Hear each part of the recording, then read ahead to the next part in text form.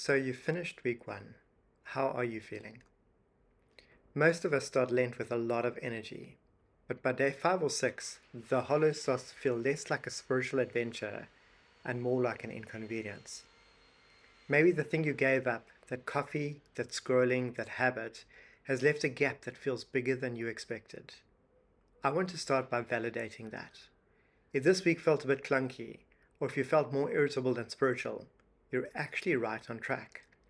We create this hollow space not to feel better, but to realize how much we've been using bread alone to avoid the hunger of our souls. You survived the first week of clearing the noise. That's a win. This week, our active reflection took us back to the very beginning, to the Logos, the eternal Word. In your reading, you were looking at a Jesus who existed before the manger. I'm curious, did that shift anything for you? For a lot of us, it's a shock to realize that the divine other we're sitting with in our quiet time isn't just a nice teacher from history, but the architect of our molecules. If your empty chair moments felt a bit intimidating this week, it might be because you're starting to realize the scale of the person who's drawing near. Jesus is the eternal Word, yet he is non-coercive. He is the architect of the stars, yet he spent this week waiting for you to simply notice him. That's the mystery we're chewing on. Infinite power meeting infinite gentleness. We talked about repentance this week as a reorientation, getting our hearts and minds around the reality of the kingdom. How did that reorientation go for you in the middle of your Tuesday or Thursday?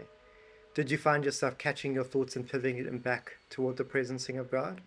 Remember, repentance isn't about groveling, it's about priority. If you found yourself distracted 90% of the time and turning back in that remaining 10%, that is a successful reorientation.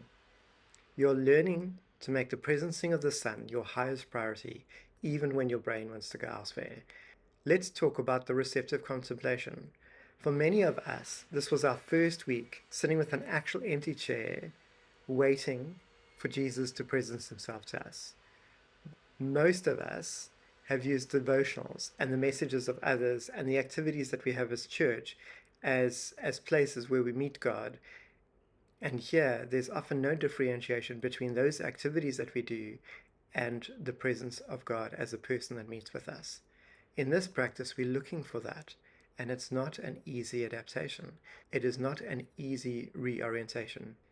So maybe it felt like nothing happened. Maybe you just felt bored, or your back ached, or you made a mental grocery list. I want to tell you that counts. The goal of week one wasn't to hear a celestial choir. It was to show up. It was to acknowledge that there is an other who can presence himself to you. If you noted the silence, you were being honest. And in a relational spirituality, honesty is the only way forward. If you're looking for intimacy with God, you can't substitute anything for the presence of God. In fact, by doing this, you started working and breaking the 400-year silence in your own life. Don't rush it. As we move into week two, don't leave what you learned behind. You've established the foundation. You've acknowledged the eternal Word. You've started the reorientation. You aren't a spectator anymore. You're a participant. The Word is near. The hollow within you is ready. And we're just getting started. So by way of a question, looking back at the last 7 days, what was the one moment, however brief, where you felt the presencing of the Son, and that presencing was more real than your distractions or the busyness in your life? And yeah, I want to invite you to write down one moment. It could be your first stone of remembrance for this journey that we're on.